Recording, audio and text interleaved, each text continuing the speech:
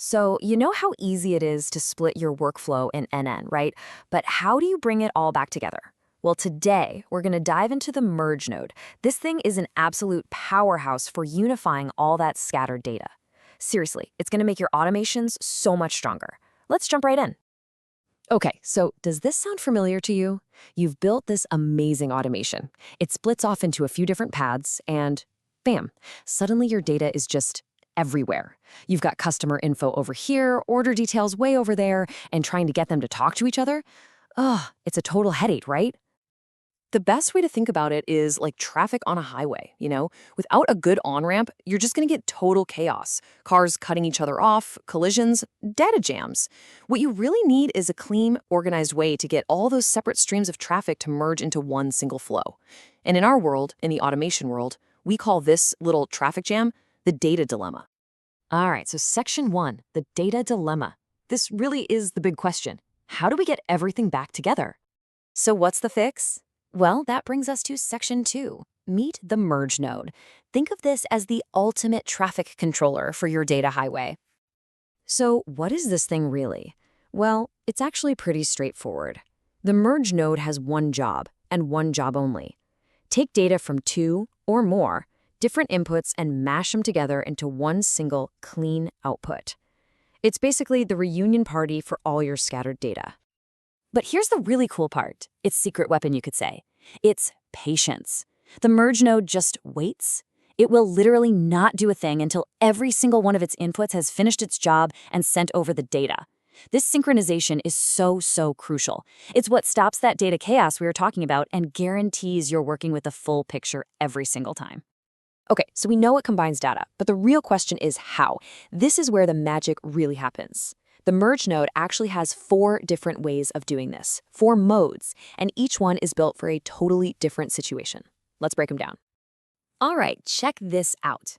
We've got our 4 key modes here. First up is Append. This one's super simple. It just stacks your lists one on top of the other. Like taking a list of products and a list of services and making one big master catalog. Easy. Next, we have Combine. Now, this one is a real powerhouse. It joins your data together by matching a specific field, like a customer ID. Super useful.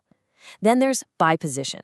This one's a bit more niche. It pairs things up based on their order. So the first item in list A gets matched with the first item in list B. And last but not least, All Combinations. This does exactly what it says. It creates every single possible pairing between your 2 lists. Think about matching every t-shirt size with every color you have. For our examples, though, we're going to focus on those first 3. Okay, theory is one thing, but let's see how this thing actually works in the real world. We've got 3 practical examples lined up that really show off what the merge node can do. All right, first scenario, and this is probably the one you'll use the most, combining customer data by a key. We're using the combine mode here, and what's amazing is that it basically gives you the power of a database join, but you don't even need a database. So let's imagine your workflow splits in 2. One path goes off and grabs all your customer profiles from your CRM. The other path goes and fetches all the recent purchase data from, say, Stripe or PayPal. Now here's the key part, no pun intended. Both of those data sets have one field in common, the customer ID. All we have to do is tell the merge node, hey, use that customer ID to match these up. And what do you get? Boom, a single unified stream of data. You don't have 2 separate lists anymore. Now, every single customer profile is automatically enriched with all of their purchase data right there in one place. This is huge. You've just turned a bunch of scattered data points into a super powerful, actionable customer profile. You're all set to send out some seriously targeted, personalized follow-up emails. Okay, on to scenario number 2. Let's look at something a bit more straightforward, but honestly, just as useful. Sometimes you don't need fancy matching. You just need to take 2 lists and make one giant list. And that's exactly where Append mode is the star. So picture this. One part of your workflow makes an API call and gets a list of all your physical products. At the same time, another part is calling a completely different API to get a list of all your digital services. They're 2 totally separate lists, but for the next step of your automation, you need to treat them as one single complete catalog. Using Append mode, the merge node just takes that list of services and neatly tacks it onto the end of your product list. That's it. The result is one clean, unified list ready to go. You can set it to your website, pop it into a Google Sheet, whatever you need to do next. So simple, but so effective. Okay, for our last example, let's tackle a trickier one. This is a bit more specialized, but it can be a real lifesaver. What do you do when your data doesn't have a nice, neat ID to match on, but you know for a fact that the order of the data is what's important? Well, that's what by position mode is for. Okay, imagine you have two lists, and you know they're perfectly lined up.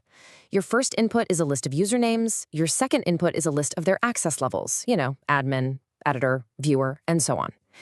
The key thing is you need to pair the first username with the first access level, the second username with the second access level. You get the idea. And this is where the by position mode is just perfect. It handles this flawlessly. It combines the items based on their position or their index in the list. What you get is a single, perfectly synchronized output where each user now has their correct permission level attached right to them. This is an absolutely fantastic way to keep your data integrity locked in when you're working with ordered lists. All right, let's zoom out for a second. We've seen what it is and how it works, but the big question is, why does this actually matter for your workflows? Why is getting good at the merge node such a game changer? Let's boil it all down. For me, it really comes down to these three things. Number one, you can unify those parallel data streams cleanly without writing a single line of crazy code. Number two, you can enrich your data on the fly, turning little bits of info from different places into one complete picture.